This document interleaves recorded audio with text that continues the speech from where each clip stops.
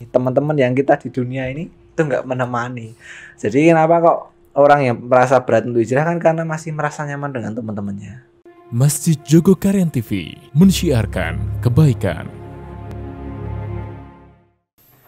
Assalamualaikum warahmatullahi wabarakatuh. Waalaikumsalam warahmatullahi wabarakatuh. Nah, sedulur Dalan Bali, kita berjumpa lagi ke dalam program Dalan Bali Series.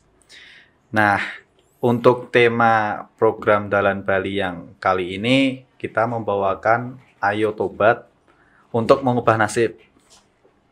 Nah, kali ini saya ditemani oleh Ustadz Grendi. Nah, gimana Ustadz kabarnya? Alhamdulillah bikhair ini antum ini. Ya Ustadz, jadi ini kita programnya baru gitu Ustadz, Dalan Bali seperti itu. Nah, insya Allah semoga aja tuh berjalan terus ya selama Ramadan gitu. Nah, temanya itu berganti-ganti. Nah, kali ini tuh saya ingin menanyakan Ustadz terkait temanya ya. Hubungan antara nasib dengan taubat itu seperti apa sih? Kok sepertinya itu sangat berkaitan erat, terkadang iman kita yang tingkatkan justru malah nasib kita yang bisa dikatakan semakin banyak masalahnya gitu Mas. Oh Nah, ya. seperti itu gimana Mas? Jadi ini ya. Langsung poinnya masih tak jabarkan nanti ya. Faman ittaba'a huda ya fala yadillu wa la yashqa. Wa man a'rada 'an dzikri fa innalahu ma'isyatan dhanka. Barang siapa yang mengikuti petunjukku, maka di hidupnya ini tidak ada rasa-rasa sulit. Wa man a'rada 'an dzikri, barang siapa yang menolak dari mengingatku, fa innalahu ma'isyatan dhanka. Jadi ketika itu dalam surat At-Taha ayat 123. Jadi ketika seorang ini mengikuti petunjuk Allah ya, maksudnya Al-Quran dan Sunnah itu tidak ada ini ya perasaan sulit dalam hidupnya. Kalau benar istiqomah, gitu kan. Berarti Jadi tidak ada perasaan yang ini membuat hati ini berat, sulit itu nggak ada sebetulnya. Itu. Terus dengan nasib ya. Nah, kalau apa tadi semakin sulit gitu ya. kayak kita imannya tuh misalnya kita tingkatkan, justru malah cobaannya itu semakin berat gitu loh. Nah, ini loh, jadi la yukallifullah nafsan illa usaha. Jadi Allah ini pasti menguji pasti dengan sesuai kadar dari hambanya itu. ya. Nah, dan dunia ini bukan sesuatu tempat keabadian itu loh. Jadi when they dead ya ujian atau randedet ya ujian gitu kan. Terus misalnya nggak bisa makan juga ujian, bisa makan banyak juga ujian. Jadi dunia ini sifatnya datar. Itu seperti itu. Nah, selama pandemi ini Mas Grendi itu kegiatannya ngapain aja sih gitu? Apakah banyak yang berkurang atau justru malah semakin bertambah gitu? Jujur kalau aktivitas di ini ya pandemi ini makin gak ada waktu gitu loh rasanya. Makin sibuk banget gak ada. Jadi kan saya kan posisinya sekarang kan kuliah ya, kuliah terus juga kerja, terus sama apa jenenge ngurusin komunitas sama bantu di panti. Jadi pikirannya multi cabang gitu loh. Double gitu ya Mas. Iya. Terus ini apa jenenge? Itu kegiatan yang rutin-rutin. Gitu. Nah itu tadi Mas nyebut kegiatan rutin-rutin tuh apa aja sih maksudnya? Apakah ada kajian khusus atau gimana gitu menemani pemuda atau gimana gitu Mas? Oh jadi kalau di rumah yatim duafa Ngadem Ngati itu setiap sepekan sekali itu rutin ini membaca kitab. Jadi anak-anak dikenalkan sih bagaimana perjuangan para sahabat, bagaimana keteguhan para sahabat memegang agama ini. Itu kan jarang sekali ya Mas. Jadi bicarakan di rumah itu sangat jarang gitu kan. Itu. Dengar-dengar Mas Grendi itu apa namanya sering ibaratnya apa ya? Ngopeni gitu Mas, ngopeni pemuda-pemuda yang notabene itu memiliki latar belakang atau sejarah yang ibarat apa kata negatif gitu lah Mas. Nah, itu kegiatannya itu ngapain aja itu kemudian kok bisa Mas Grendi itu tertuju ke situ gitu loh. Kok enggak ke ranah yang lain gitu. Kan masih luas gitu. Ini mau cerita tapi detail lah. Iya nggak apa. Jadi ini ya Mas, apapun ya, semua itu kan atas izin Allah ya. Iya. Jadi semua yang tercipta di dunia ini, apapun yang terjadi itu atas izin Allah. Jadi ketika kita ini pengen memulai apapun, itu kita ini doa sama Allah. Nah, suatu ketika itu tahun 2017 nah, aku tuh doa sama Allah. Ya Allah, aku pengen punya nih komunitas ya. Itu 2017 tuh waktu Mas Grandi kuliah semester berapa gitu kok? Itu masih baru itu semester 2 salah. Semester 2. Gitu. Itu maksudnya doanya itu dengan harapan gimana gitu Mas? Nah, doa itu dengan harapan bisa bikin komunitas ya toh. Komunitas ini merangkul orang-orang dekat di sekitarku. Nah, menarik itu maksudnya gini loh. Itu kan masih hitungannya masih semester 2 kan ya, ibaratnya masih ya baru-barulah gitu di perkuliahan kok udah kepikiran untuk menarik pemuda-pemuda yang notabene seperti itu tadi kok ingin di ibaratnya diopeni, dipelihara gitulah itu gimana? Jadi latar belakangnya.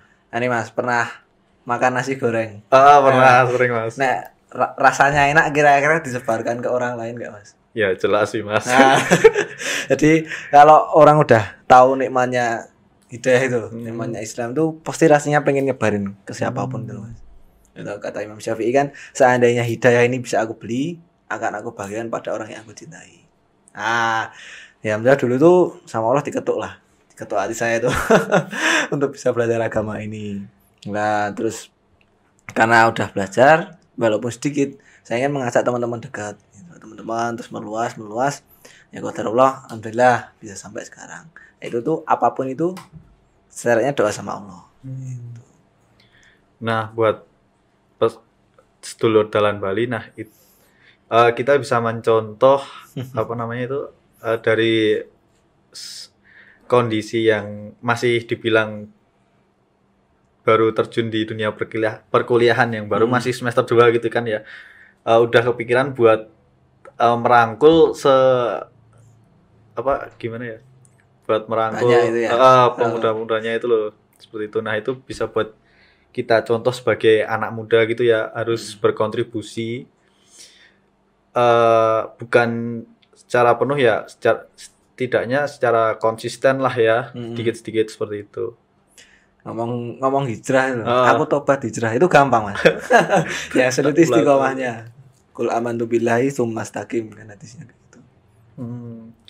Nah itu tadi Mas, pas kegiatan-kegiatannya itu udah berjalannya berapa tahun gitu Mas? Ataukah ada sempet di suatu titik Mas Grandi itu seperti wah saya udahlah terlalu sulit gitu? Atau gimana gitu Mas?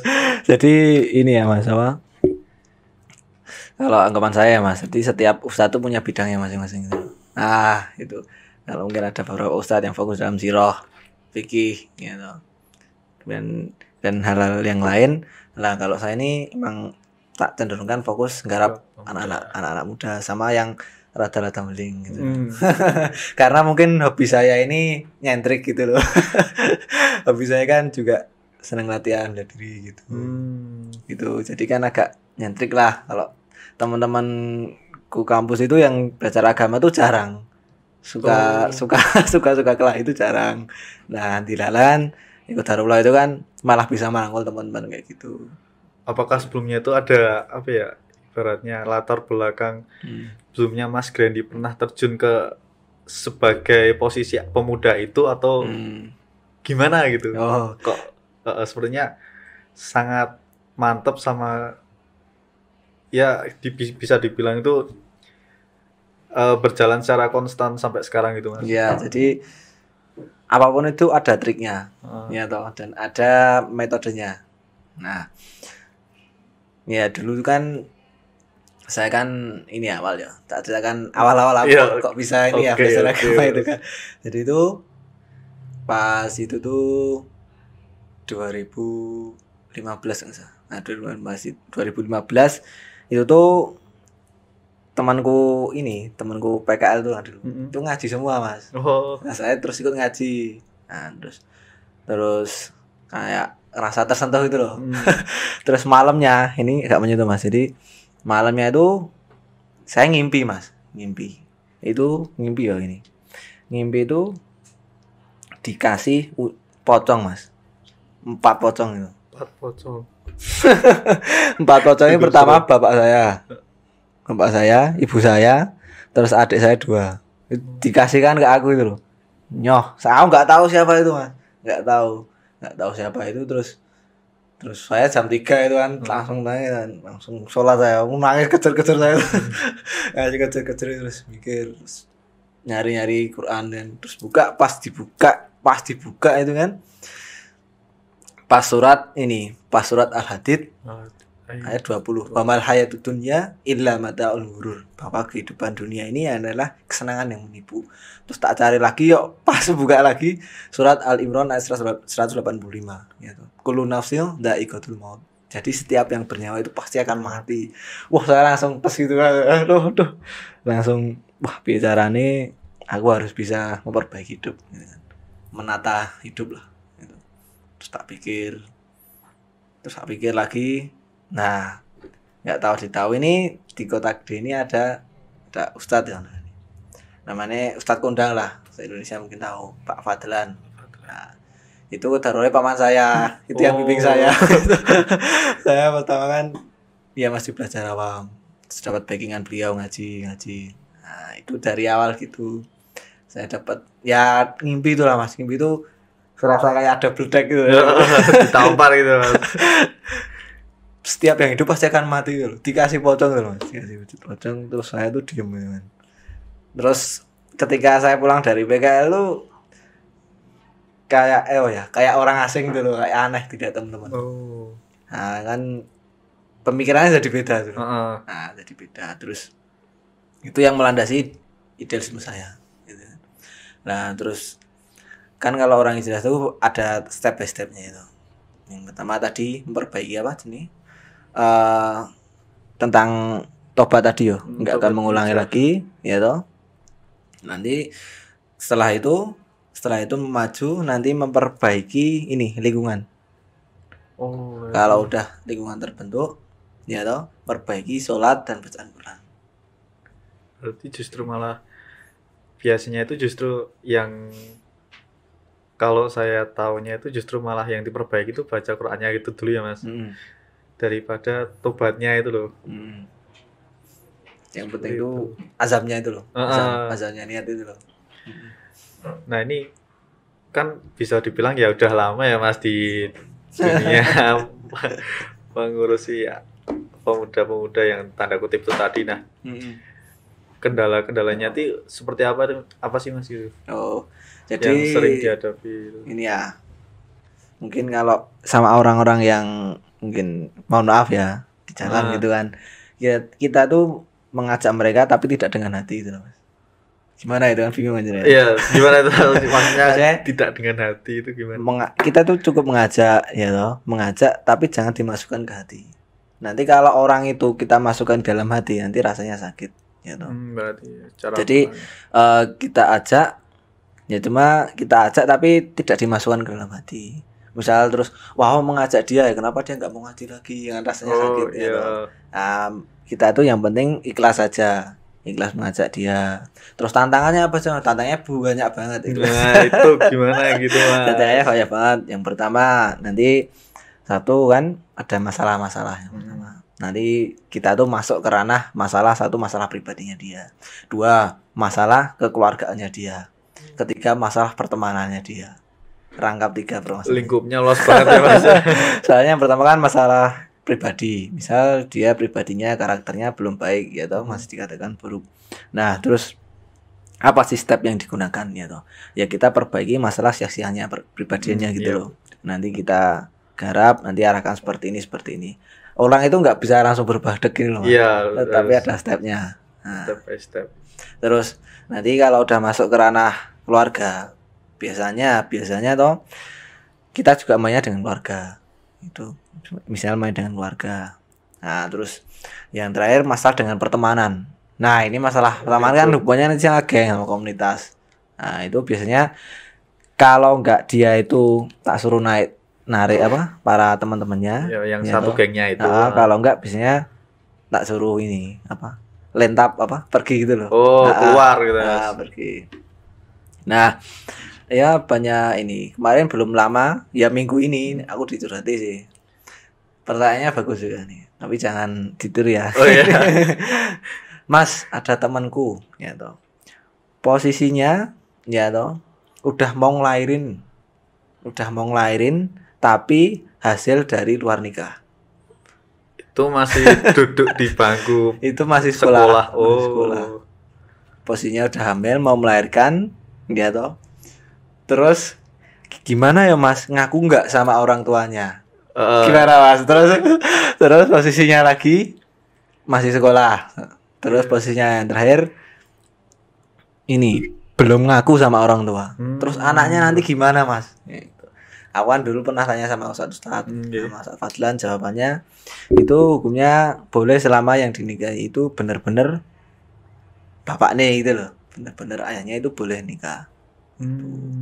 Nah, saya udah ngopeni masalah kayak gini tuh dicurhati itu hampir 5 kali. 5 kali. Super sekali. Itu yang masalah segitu itu sampai nangis-nangis di depan saya ada. Terus ada yang sampai jam 3 malam gitu kan. Nah, itu sampai wah banyak masalah kayak gitulah. Terus ya solusinya gimana? Solusinya tetap nikah. Bicara baik-baik sama orang tua. Walaupun sekarang mungkin orang tua itu belum merestui, meridoi, tapi suatu ketika besok di masa depan itu pasti akan menerima secara berat hati. Ya, ibaratnya mau nggak mau gitu ya. Nah, tapi ada beban berat di masyarakat. Namanya anak ini, mohon maaf ya anak hasil zina itu kan nanti akan sulit dalam masalah nasab. Jadi Islam ini kan fungsinya salah satunya untuk menjaga nasab. Nah, itu nanti nasabnya disalurkan kepada ibunya, tidak ke ayahnya. Dan ketika nikah pun tidak dengan ayahnya, tapi dengan orang yang diwakilkan, dengan keluarganya. Jadi ada runtutan nantinya itu yang baru beberapa masalah, itu belum masalah belum yang lain itu masih banyak banget ya. Sebenarnya saya penasaran Mas, itu yang curhat itu terus kemudian itu mau istilahnya bertobat atau justru malah ibaratnya hanya sebuah penyesalan gitu Mas, rata-rata yang Mas Grandi temukan itu. Jadi kan emang karakter manusia ya, karakter manusia itu kan pelupa gitu kan, cenderung dalam kemaksiatan. Jadi memiliki nafsu yang cenderung kepada kemaksiatan. Jadi wajar kadang ada orang yang curhat, wah aku pengen gitu Mas, ini butuh ini ya, dikasih tapi kan lupa. Nanti loss itu kan. Ya itu biasa. Terus ada yang hijrah pengen bener tobat serius, alhamdulillah ada yang lempeng. Ya macam-macam orang itu. Jadi nggak bisa diprediksi. Dan kalau kita tuh dekat mungkin sama orang yang itu nggak perlu dengan itu loh, nggak perlu terlalu dengan hati, tapi dengan trik tadi loh. Oh iya, trik yang secara perlahan. Perlahan. Ya, step by step gitu ya Mas. Itu. Nah buat teman-teman Dalan Bali, sedulur Dalan Bali itu kita harus dalam mencari lingkup pertemanan itu harus diseleksi secara mendalam gitu ya. Jangan sampai kita terjerumus ke dalam ya hal-hal yang seperti itu yang sangat-sangat merugikan kita di masa depan gitu.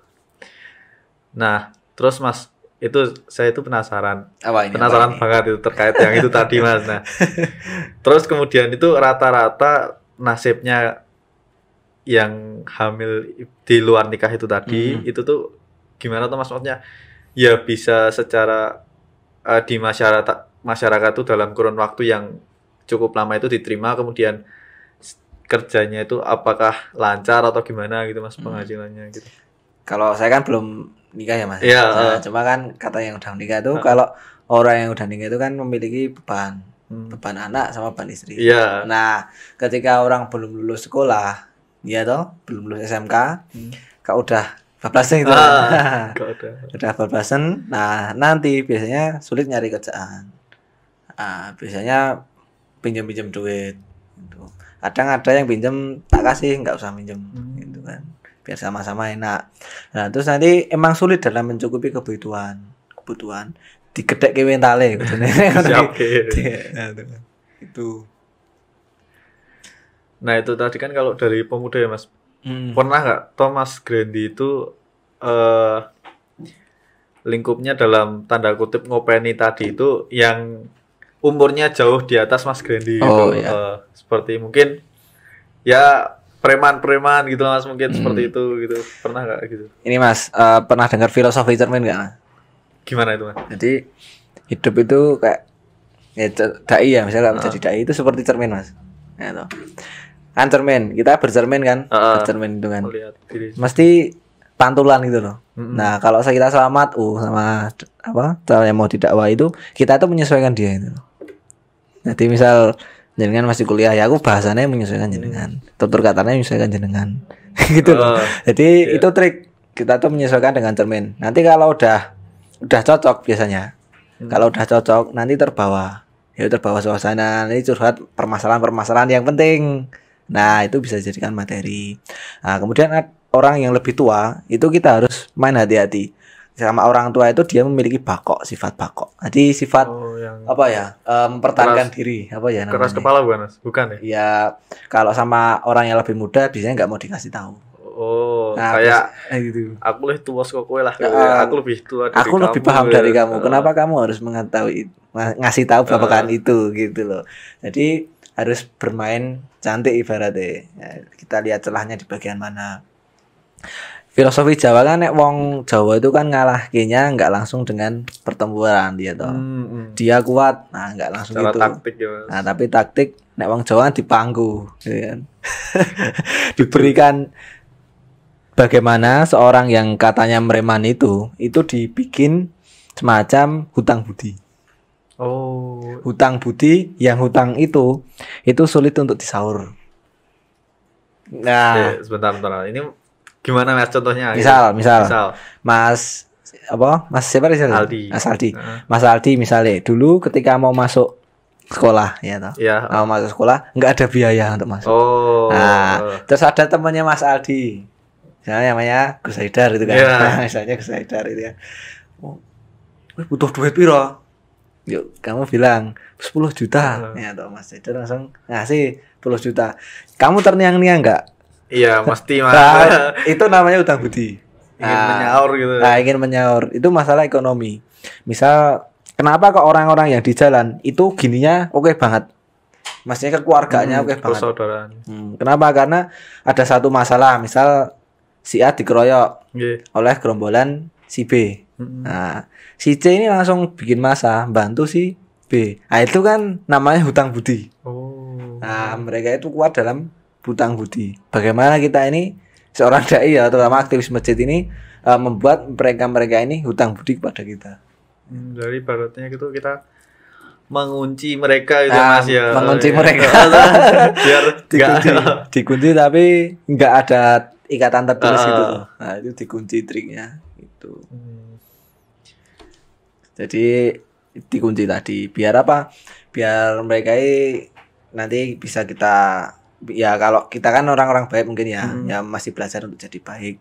Nah, itu bisa kita gunakan untuk sarana kepada Allah. Nah, kalau orang-orang yang tidak baik kan biasanya digunakan untuk kepentingan mereka. Gitu loh. Jadi kita tuh harus paham trik-trik model seperti itu. Nah, itu kan kalau dari segi ekonomi ya Mas.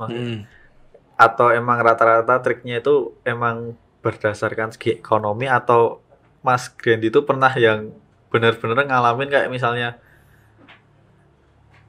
apa ya, kayak kita kayak misalnya deket sama preman A gitu kan. Nah, terus kemudian kita mau deketin preman B yang ternyata itu mereka ibaratnya musuhan gitulah Mas. Nah, apakah pernah seperti itu? Terus kalau misalnya pernah itu terus gimana itu? Misal satu lainnya gitu ya. Kalau biasanya sih mereka tuh nggak mau cocok campur. Nah, kecuali kalau udah benar-benar ngaji. Nah, ya digiring aja satu persatu untuk ini di apa ya, kalau kata sahabat Mus'ab bin Umar kan didakwahi kan. Dakwahi dari rumah ke rumah itu kan. Jadi ditarget satu-satu gitu loh. Misalnya ini leader ini digarap. Ini kalau udah masuk ke dalam lingkupan pengajian biasanya mau jadi satu. Oh, tapi Kalau masih ini, misalnya kan pemikirannya kan, wah kayak tahu nih aku, gitu kan. ya seperti itu Mas ya. Nah, ini kan ada ini apa emosional, beban emosional yang terpendam, gitu kan. Jadi kalau orang-orang ngaji kan ini apa sudut pandangnya kan jadi beda. Sudut pandangnya kan udah berubah, konsep kebahagiaan berubah, kemudian tampilan biasanya terus pada berubah. Nah itu kan Islam kan sebenarnya agama yang benar-benar damai, rahmatan lil alamin, ya toh, menyatukan seluruh ini ras seluruh umat berbagai macam itu disatukan. Ini di kalau orang udah ngaji biasanya malah cenderung santai, enjoy, terbuka. Tapi kalau udah ngaji kok agak beda itu kan. Nah itu harus di servis lagi ya berarti. Ada apa di balik itu kan gitu. Nah itu tadi kan kalau ibaratnya Mas Grand itu menservis preman-preman itu Mas. Kalau pernah nggak tahu Mas Grand itu nemu cerita atau pengalaman yang diceritakan langsung oleh preman-preman itu kayak sambat di mana saya itu mau hijrah, mau tobat itu tapi cuman terhalang oleh ya kan otomatis kalau udah kita dicap sebagai preman kan kita memiliki latar belakang, entah nanti kalau kita keluar itu ada yang mengincar atau bagaimana, nah seperti itu. Nah pernah atau ada yang cerita seperti itu gitu Mas, premannya merasa ingin tobat tapi ada yang menghalangi gitu. Jadi kalau mungkin saya menservis ataupun ini ya apa memperbaiki itu kan Allah kan memperbaiki. Kalau saya kan hanya sebagai wasilah, sebagai perantara. Jadi saya hanya memberikan wasilah perantara. Jadi mereka biar mau belajar seperti apa. Nah terus cerita-cerita yang unik menarik itu kan biasanya ya Mas, biasanya itu dulu ada yang cerita sampai lama banget gitu kan. Ceritanya tuh Mas aku ki wis pengen ngamal ke sunah gitu. Nah itu tadi wis pengen ngamal ke sunah neng karo wong tua aku kuwi ndak ke teroris ya kan. Jenggoten terkait teroris misal gitu. Nah terus ya ngene bro, ngene mungkin orang tua belum paham ya toh. Ya kowe ning omah nggo sarung sik ora saged. Ya nek sing jigatmu siji loro telu ya raja. Tapi kuwi kan antar ustadz pun berbeda. Jadi monggo kamu milih mau yang mana gitu kan. Kuwi satu. Terus ada yang curhati ini tentang iki rada pahit iki. Jadi ini masalah umum ya sebenarnya. Jadi orang tuanya ini mohon maaf nggak kerja gitu kan, nggak kerja. Nah, sang anaknya pengen mukulin ayahnya gitu loh. Gara-gara itu. Gitu. Karena selama hidupnya ini nggak dicukupin sama ayahnya. Terus dia cocoknya ke masjid gitu loh. Masjid kadang cerita-cerita gitu kan. Lah terus bro, mbok sak ele-ele ayahmu. Iki tetep bapakmu. Tak gedek atine gitu. Sak ele-ele bapakmu iki tetep bapakmu kuwi iki. Tetep tok ajeni. Soalnya gue sesuk bakal jadi bapak. Nek gue diajeni. Kalau kamu ini ya, kalau kamu menghargai orang tuamu, kamu besok juga akan dihargai. Ya gitu. Terus misal ada lagi Mas orang tua gue galak banget ya Mas. Nah, kalau orang udah cocok ya, biasanya dia tuh curhat masalah-masalah inti gitu loh. Nah, masalah-masalah dalam dirinya. Ya, nanti terus penyelesaiannya ya kita selesaikan dengan ini, dengan trik yang sederhana. Nah, misal tetap bersama orang tuamu. Itu kan dia orang tuamu tetap dikasihani gitu loh, enggak semata-mata kamu terus mengajar dia. Terus seburuk-buruk orang tua itu tetap orang tuamu itu. Jadi terus ada lagi yang ya banyak sih masalah-masalah. Aku pengen ngaji, pengen istiqomah, cuma lingkunganku ora jamin ya Mas gitu. Hampir malam Minggu ki do ya gitulah. Ada ini Mas, pada minum-minum ya. Aku ki nek misale kalau aku enggak keluar dari rumah, aku dioneknya enggak gaul. Nah, gitu loh. Tapi kalau aku keluar, aku mesti diajak mabuk gitu loh. Terus aku kudu piye Mas ya kan. Wis ku melu ngaji wae. Solusinya gimana gitu? Nah, solusinya gimana yo? Itu pindah apa? Pindah zona tadi loh ya, tak omongin pertama. Kita cari lingkup yang positif gitu loh. Nah, Lingkup yang baik itu. Emang nggak mudah. nah itu. Nah, itu kan tentunya butuh dorongan yang sangat kuat gitu ya. Buat Kita udah di zona itu selama mungkin ya lama gitu, sangat lama gitu, kok tiba-tiba ada dorongan ingin bertobat itu. Nah, biasanya Mas Grand itu gimana biar dia itu terdorong meninggalkan itu dan tidak terbawa sama masa lalunya gitu. Nah, ini trik ya teman-teman. Bagaimana untuk meruntuhkan pondasi pemikiran seseorang. Itu caranya dirangkul bagian titik penting paling pentingnya. Misal ditanya tujuan hidupmu apa? Nah, kenapa kamu udah tobat kok nggak mau istiqomah? Nah, ditanya. Nah, trik untuk menjatuhkan orang ataupun menaikkan seorang itu kan bisa dengan pertanyaan. Nah, kenapakah kamu sudah hijrah tapi kok nggak mau istiqomah? Gitu. Biasanya tak ceritain tentang kematian. Serem tuh kan. Saya itu ini kan kemarin ada yang tanya tuh teman, bro aku ya pengen istiqomah gini. Ini aku orang iso ya. Tak kasih satu trik. Sekarang ya bahasa Indonesia ya. Sekarang kamu pergi ke toko pakaian. Beli mori kain kafan ukuran 2x1. Terus kamu pasang di rumah di kamarmu wes. Kalau kamu futur, kalau kamu nggak semangat, ya toh, kamu tok buka ini yang bakal menemaniku sampai hari kiamat di alam kubur. Aku juga gitu soalnya. di kamar itu tuh kemarin habis bagi surat berkah tuh kan. Bisa ini Mas triknya bisa ini. Muter kan surat berkah, ya toh. Setelah itu kan terus aku beli kain. Ini lucu ini. Beli kain teman. Beli kain kafan, Pak. Beli kain, Pak. Kain apa Mas? Mori. Loh, untuk apa gitu? Untuk apa Mas? Nah, ini tuh ngafani saya besok ya Pak, supaya saya ingat mati gitu kan. Terus bapaknya itu diem gitu kan. Ukuran berapa Mas?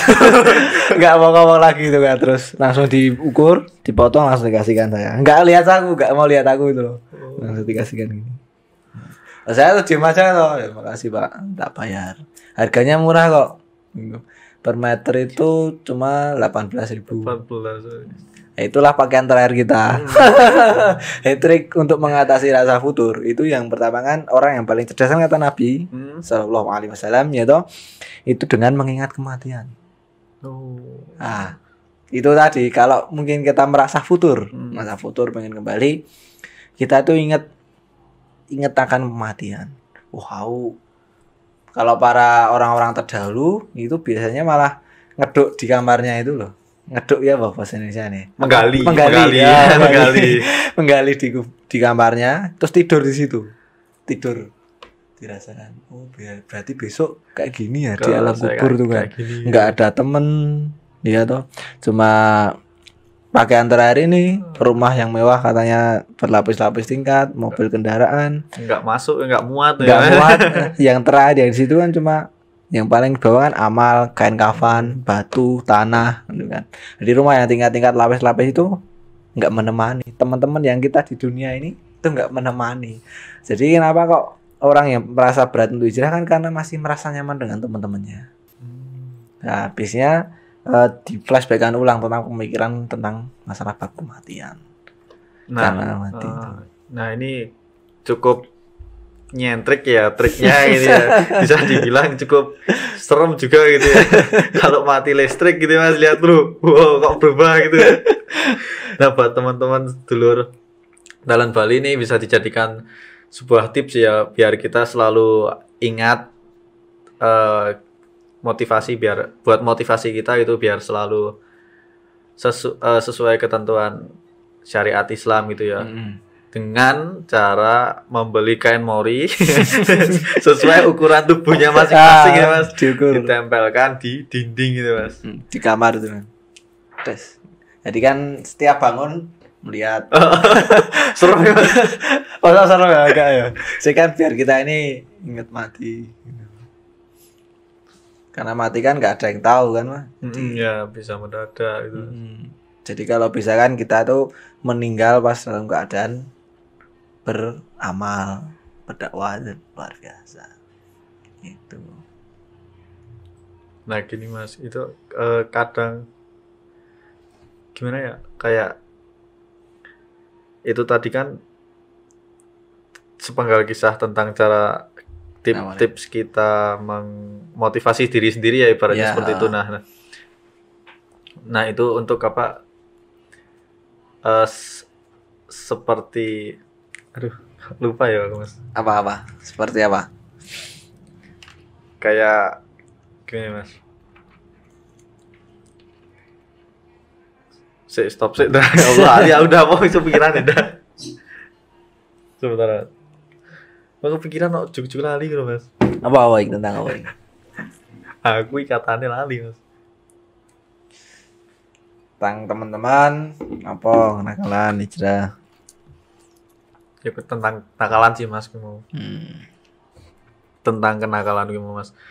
Nah rata-rata kan pas pandemi ini kan otomatis pemuda itu belajar online. Ya, nah itu dikontrolnya itu susah. Otomatis waktu keluar untuk buat kumpul-kumpul sama temennya itu otomatis kan semakin bertambah banyak itu Mas. Nah apa sih biar kita itu bisa tips biar kita sebagai pemuda masa kini milenial itu ya Mas, biar bisa apa selektif dalam memilih lingkup pertemanan gitu Mas. Tips-tipsnya itu seperti apa gitu? Oh, ya kita nganu lah. Yang pertama kita screen kita saring, ya toh. Kita lihat nih, ini teman yang produktif enggak? Mungkin ya produktif secara ekonomi agama. Ini orang-orang cocok nggak dijadikan teman. Yang pertama kan kita bisa lihat, yang pertama kan dari model dia berbicara. Satu, kemudian dari gelagaknya dia. Gelagaknya dia. Sama yang terakhir ini bisa model pakaian. Tapi ini terakhir sebenarnya. Ya kalau orangnya bisa kelihatan dari cara ngomong ya. Gimana itu sih? Gimana itu Jadi cara ngomong itu gimana? Orang itu kelihatannya santai. Santai kelihatan dari cara ngomong. Kalau orangnya miso-miso, biasanya orangnya satu sulit dipercaya. Biasanya mangan koncone dhewe. Iya. Membunuh teman sendiri kadang. Terus ada apa? Kadang orang ini kelihatan nggak jujur. Itu bisa dideteksi dari cara ngomong. Contohnya Mas biar kita tuh pemuda tuh biar tahu gitu Mas tips sedikit lah ibaratnya kalau pemuda itu kurang dapat dipercaya itu cirinya seperti apa gitu secara visual gitu. Ya cara ngomongnya ini kadang selincu. Nanti misal molak-malik gitu loh. Bukan saya itu Mas. Oh, bukan saya juga. Jadi kadang selincu itu. Misalnya wah aku kok misalnya aku datang langsung ini. Nah, ternyata enggak, itu kan ya itu mungkin dia bisa bilang enggak selincu, enggak melenjani. Biasanya nanti cara mengetahui seorang yang sesungguhnya kata Ustadz Ahmad Hasanuddin Umar itu tentang dikasih tentang masalah duit. Dicekali misalnya di 100.000 ditelep ora. Uji coba ya Mas ibaratnya. Coba itu ya orangnya jujur enggak itu. Orangnya kan kelihatan aslinya itu dengan duit. Kalau kata ya sahabat Umar bin Khattab radhiyallahu anhu ini dites ya toh. Kita tidur bersamanya 3 hari agar kita ini tahu benar-benar karakternya dia. Pribadiannya. Nah, cuma kan kita nggak mungkin toh tidur selama 3 hari. Jadi kan kita lihat dari gelagaknya dia. Ngomong. Nah ini Mas, saya tuh mau nyampein ini ada pertanyaan dari sedulur Dalan Bali. Oke, bismillah. Nah yang pertama itu pertanyaannya belum kelanjut Mas.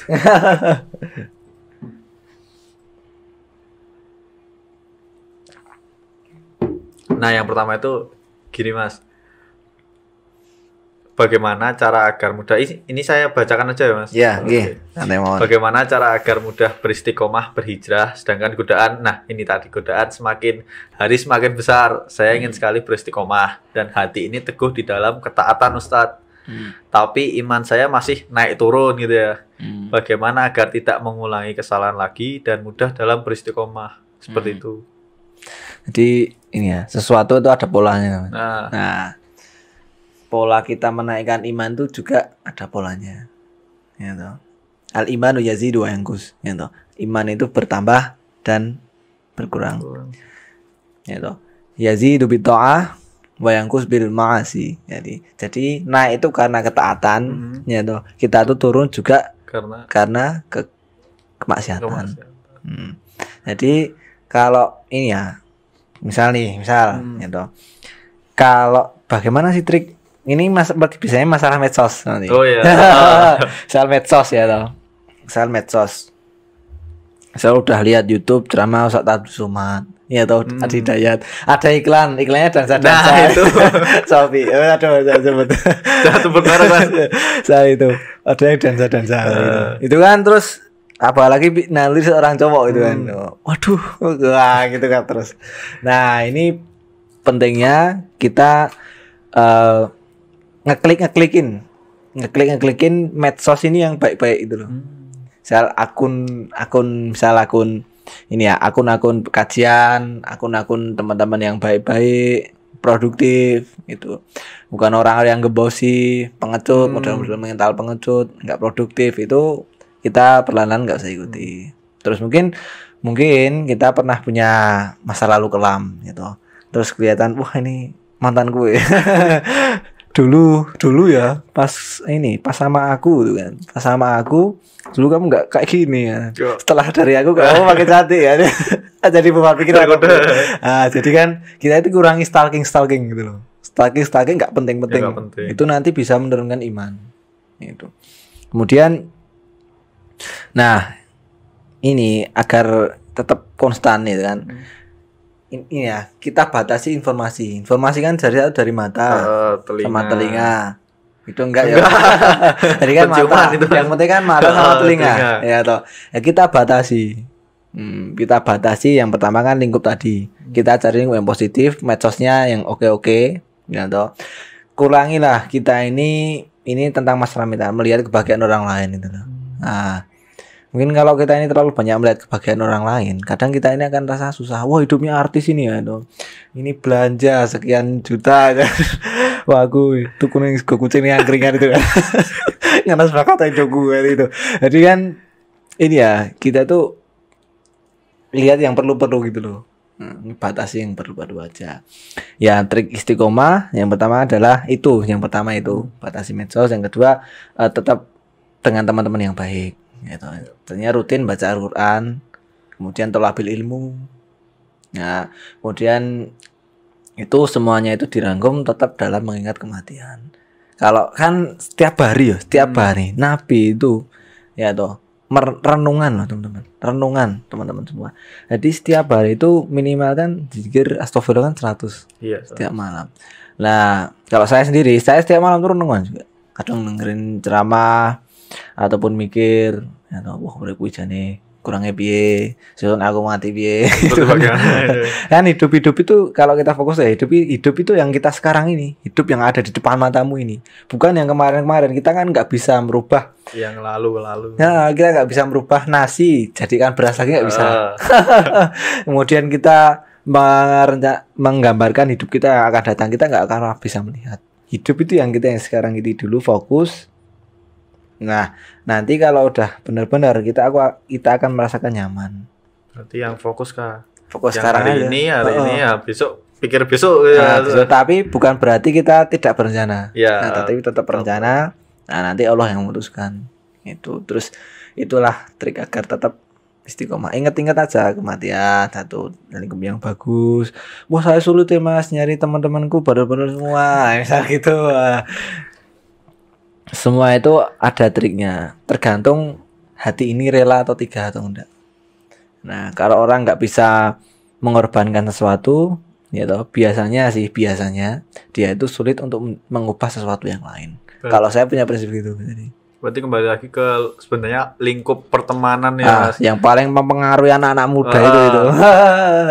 Misal kalau udah ngaji, wah kamu sekarang jilbabnya besar ya, kayak tante-tante misal gitu. misal gitu terus diajakin lagi, wah kamu sekarang jenggotan ya toh, umur masih muda kok jenggotan. Kayak bapak-bapak itu kan juga itu ujian. Nah tapi dikuatkan, sering-sering baca Quran, nggak cuma ini aja ya, Qurannya aja, cuma baca artinya. Banyak-banyak baca buku tholaqul ilmi, itu benar-benar meneguhkan. Nah, buat sedulur dalan Bali, nah itu sebenarnya kembali lagi ke lingkup pertemanan kita, gimana caranya biar kita itu harus benar-benar selektif itu tadi ya. Pola itu kan. Pola biar imannya itu bisa konstan, nggak ibaratnya sekarang kumpul sama yang soleh, besok kumpul sama yang ini, jadinya turun naik turun ya Mas. Nah, ada pertanyaan yang kedua ini Mas. Nah, ini gimana caranya untuk tetap bersyukur dan ikhlas menghadapi lelahnya hidup? Wah, ini bagus banget ini. Bukankah Allah tidak akan memberikan ujian melebihi kemampuan hambanya? Tapi kenapa sering merasa tidak sanggup, ingin nyerah rasanya? Nah, lalu apa yang harus kita lakukan ketika beban yang kita pikul itu teramat berat? Seperti itu. Ini jawaban ini dalam surat Al-Mulk ya. A'udzubillahi minasyaitonirrajim. Bismillahirrahmanirrahim. Tabarakalladzi biyadihil mulku wa huwa ala kulli syai'in qadir. Alladzi khalaqal mauta wal hayata liyabluwakum ayyukum ahsanu amala. Ya toh. Maknanya itu. Liyabluwakum itu artinya menguji kamu.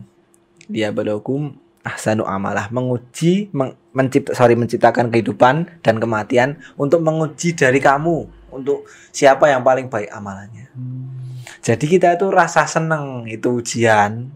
Ya loh, ujiannya apa? Ujiannya kita bisa mensyukuri atas nikmat Allah enggak. Ketika kita susah, kita ini juga diuji, Bro. Diuji apa? Diuji dengan ini, dengan kesabaran, penderitaan. Bisa nggak bertahan? Bisa nggak bertahan.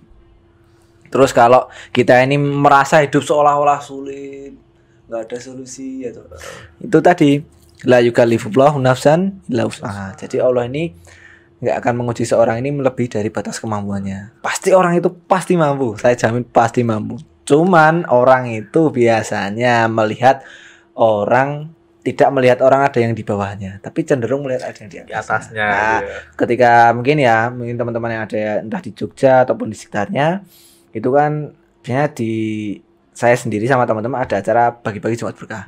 Itu kan fungsinya apa? Fungsinya untuk membesarkan mental. Bahwa uripmu isih pahit uripe wong sing ning dalan. Ya, kita cerna ya, oke. Oke, kita cerna. Misal kita bisa tidur walaupun kita mungkin masih ngontrak ya, mungkin masih sempit. Kita masih bisa makan. Bisa minum layak. Kemudian kita bisa mungkin sendau gurau sama keluarga ataupun sama teman-teman. Nah, orang-orang di jalan makan sulit, tidur di pinggir jalan, mohon maaf buang air atau mau di mana, sulit, mau mandi, mau guyonan sama teman-teman, ya sama-sama mohon maaf ya, sama-sama mumet di jalan. Saya soalnya pernah langsung diskusi sama orang-orang jalan-jalan. Jadi jangan dikira mungkin yang tanya itu lebih sulit. Saya sendiri. Nah, ini saya itu kan kuliah bayar sendiri, kerja, masih ngurus komunitas, masih ngurus usaha, ngurusin panti. Nah, saya kalau tidur biasanya lo ya. Biasanya cuma ini berapa jam, Mas? 4 jam sampai 6 jam biasanya. Saya tidur ya. Saya tidur ini. Apa pas kuliah itu gak ngantuk gitu, Mas? Ya kan sekarang kuliah online. Iya. Nah, jadi tetap berjalan. Bagaimanapun bikin jalan. Soalnya kan saya kan niat belajar agama ini kan karena niat saya sendiri satu. Nah, kuliah kan niat saya sendiri.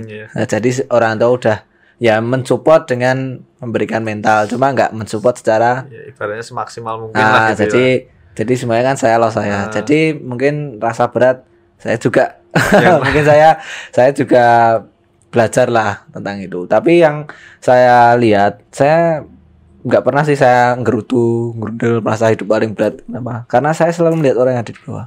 Gitu.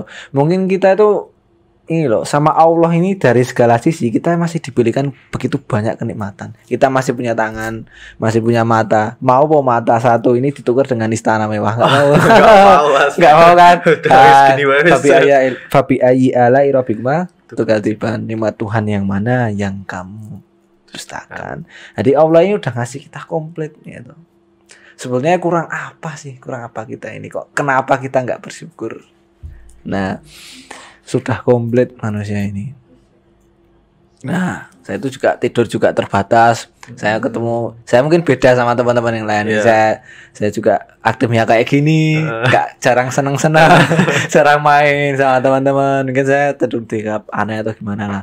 Tapi yang penting kan saya bukan hidupnya sekarang.